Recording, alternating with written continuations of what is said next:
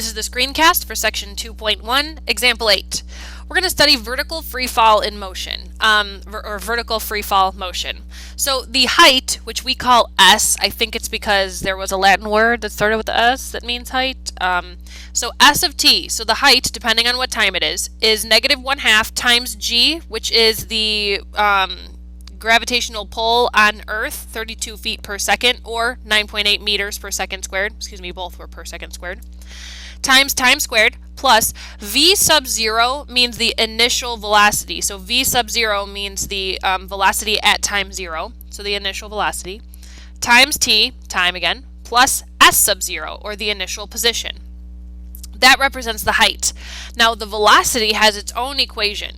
So that would be the opposite of the gravitational pull, times t plus the initial velocity. So let's see how we can apply those equations.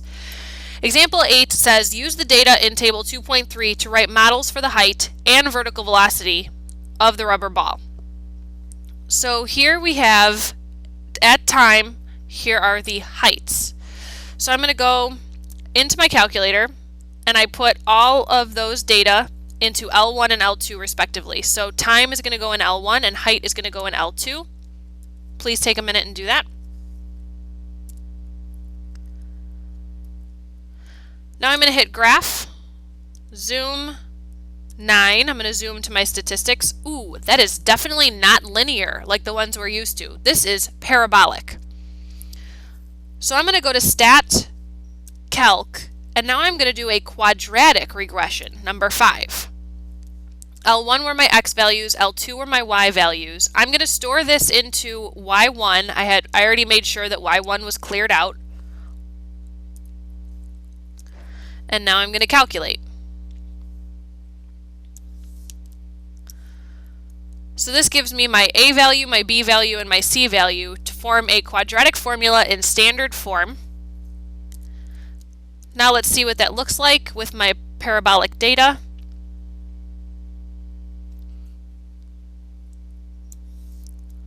Not bad.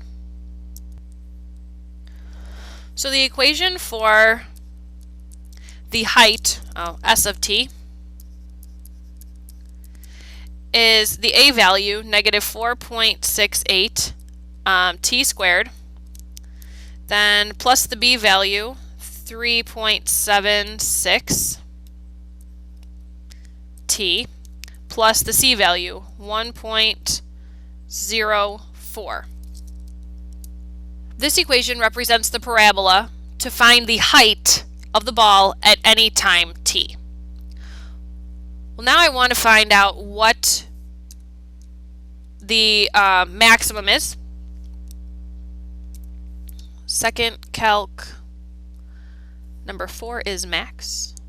So I'm going to go, I'm on y1, I can see that up there in the corner. So I'm going to go to the left of where the maximum is, hit enter, go to the right of where the maximum is, hit enter, and go back in the middle, hit enter.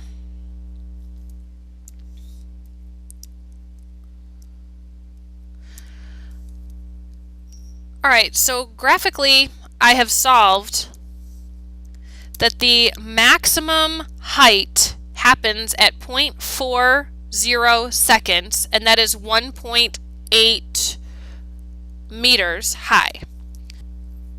So far I have predicted the maximum height of the ball. Now I need to predict its vertical velocity when it hits the face of the CBR. Oh, by the way, when it hits the face of the CBR.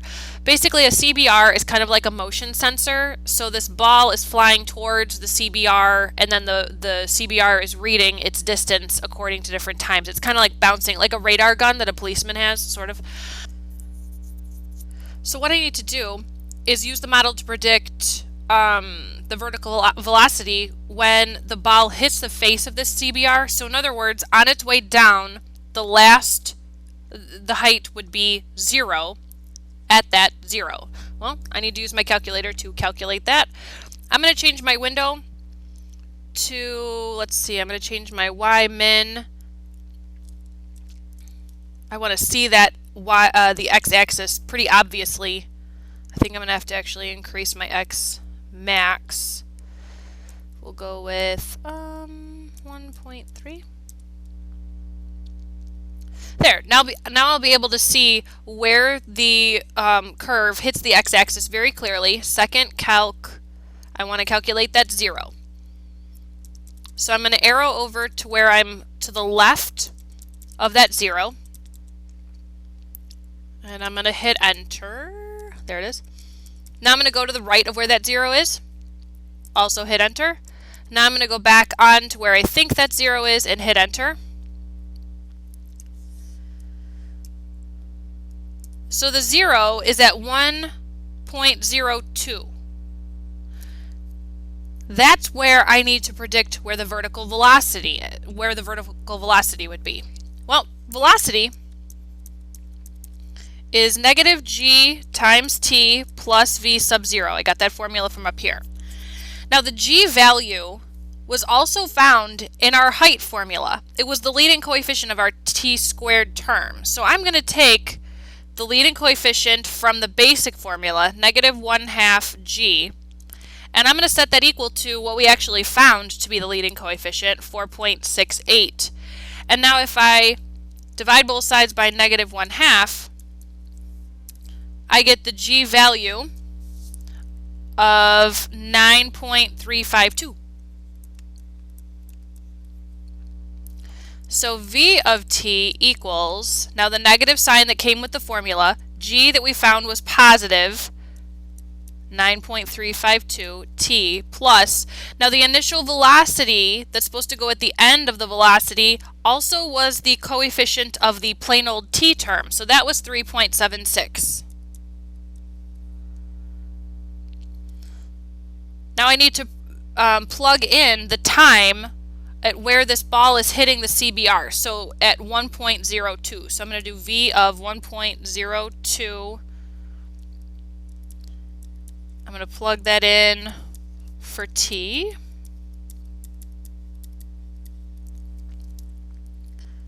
And I get that the velocity at that time where the ball's height is back down to 0, it has made its arc, is about negative 5.80 meters per second, which means that the ball is on its way down, that's why its velocity is negative, at about 6 meters per second. So my interpretation, the maximum height of the ball is 1.8 meters at 0.4 seconds. Also at time 1.02 seconds, the ball hits the ground, or CBR, at a velocity of negative 5.80 meters per second. The now try problem for number 63 involves fireworks planning. So at the Bakersville 4th of July celebration, fireworks are shot by remote control into the air from a pit that is 10 feet below the Earth's surface. Okay, find an equation that models the height of an aerial bomb t seconds after it's shot upwards with initial velocity of 80 feet per second. Graph the equation. Well, the height is what I'm trying to model, so that's s of t. From the previous page, we see that s of t equals negative 1/2 g t squared v sub 0 t plus s sub 0, which is the initial position. S of t equals, so our g value, we're dealing with an initial velocity of 80 feet per second. So going back to the previous problem again, g is 32 feet per second squared. We're going to use the 32. We're not working with meters, so we're not going to use 9.8. So 32, negative 1/2 times 32, t squared, that's our input value, plus, now the initial velocity we said was 80 feet per second, so 80t plus. Now the initial position, the original problem said that the fireworks were shot into the air from a pit that's 10 feet below the Earth's surface. So our initial position is actually going to be negative 10. Now I can graph the equation. I hit zoom 6 and I can see that the parabola starts to come up and then comes back down, but I do not have a high enough Y max, so I'm going to go, how high do I think fireworks are? Well, if it's 80 feet per second, firework goes up a few seconds. I don't know, I'm going to try 200. That might be too much, but we'll see. Oh, it actually wasn't too bad. Maybe 175 would have been okay.